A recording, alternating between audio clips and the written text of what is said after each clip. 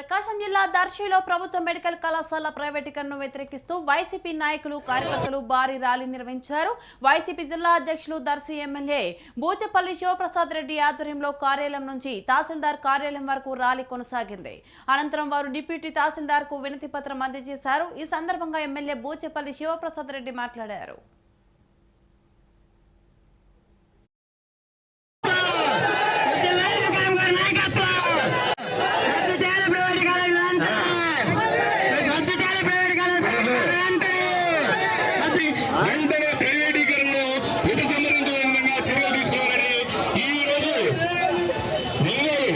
మాజీ ముఖ్యమంత్రి వర్యులు వైఎస్ జగన్మోహన్ గారు పిలుపు మేరకు ఈ రాష్ట్రంలో 10 మెడికల్ కాలేజీలని గవర్నమెంట్ మెడికల్ కాలేజీని పబ్లిక్ ప్రైవేట్ పార్ట్నర్షిప్ మోడ్లో పబ్లిక్ సొమ్ము మొత్తాన్ని చంద్రబాబు నాయుడు గారి బినామీల కోసం, వాళ్ళ మనుషుల కోసం, వాళ్ళ కార్యకర్తల కోసం, వాళ్ళ నాయకుల కోసం అప్పలంగా పప్పు బెల్లాలకి 10 మెడికల్ కాలేజీలు గవర్నమెంట్ ఆస్తి, ప్రజల ఆస్తిని గవర్నమెంట్ కావాలని చెప్పేసి పబ్లిక్ ప్రైవేట్ పార్ట్నర్షిప్ కి పబ్లిక్ చేతిలో ఉండాల్సిన ప్రైవేట్ ఆస్తులు చేస్తున్నారు. కాబట్టి దానికి వ్యతిరేకంగా ఈరోజు రాష్ట్రం మొత్తంతో పాటు దర్శి నియోజకవర్గంలో వైఎస్ఆర్ కాంగ్రెస్ పార్టీ నాయకులందరూ, కార్యకర్తలందరూ, ప్రజలందరూ కూడా స్వచ్ఛందంగా వచ్చి ర్యాలీ చేశారు.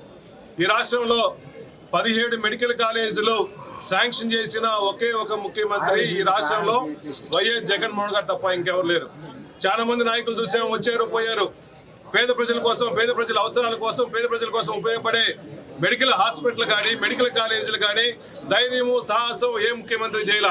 17 మెడికల్ కాలేజీలు తీసుకొచ్చి 7 కాలేజీలు కంప్లీట్ చేసిన తర్వాత మళ్ళా చంద్రబాబు నాయుడు గారు వాళ్ళ గవర్నమెంట్కి వచ్చి ఈ మెడికల్ కాలేజీలు మళ్ళా ఓపెన్ చేస్తే, గవర్నమెంటే ఓపెన్ చేస్తే జగన్మోహన్ గారికి మంచి పేరు వస్తుందని చెప్పేసి కావాలని కుట్రపూర్తంగా, కక్షపూర్తంగా దాన్ని పబ్లిక్ ప్రాపర్టీస్ అని ప్రైవేట్ పరం చేయడం అనేది పూర్తిగా బాధగా చంద్రబాబు నాయుడు గారు గతంలో ఆయన ముఖ్యమంత్రిగా ఉన్న టైంలో ఒక్క గవర్నమెంట్ మెడికల్ కాలేజ్ కూడా తీసుకురావడం చేతగాని ముఖ్యమంత్రి ఈరోజు ప్రజల కోసం ఉపయోగపడేది. ఈరోజు రాష్ట్రంలో ఎక్కడ పోయినా ప్రకాశం జిల్లాలోనే ఒంగోలులో రిమ్స్ కాలేజీ వైఎస్ రాజశేఖర్ టైంలో వచ్చింది. ఈరోజు ఆ హాస్పిటల్ పోయి పేద ప్రజలందరూ చూపించుకున్నారు. ఇప్పుడు ఈ ఆస్తులు మొత్తం కూడా గవర్నమెంట్ మెడికల్ కాలేజీలన్నీ ప్రైవేటీకరణ చేస్తే రేపు హాస్పిటల్ పోతే ఆయన చెప్పిన ప్రకారం హాస్పిటల్ లోపల పాటు వరకే ఫ్రీ, ఓపీ ఫ్రీ.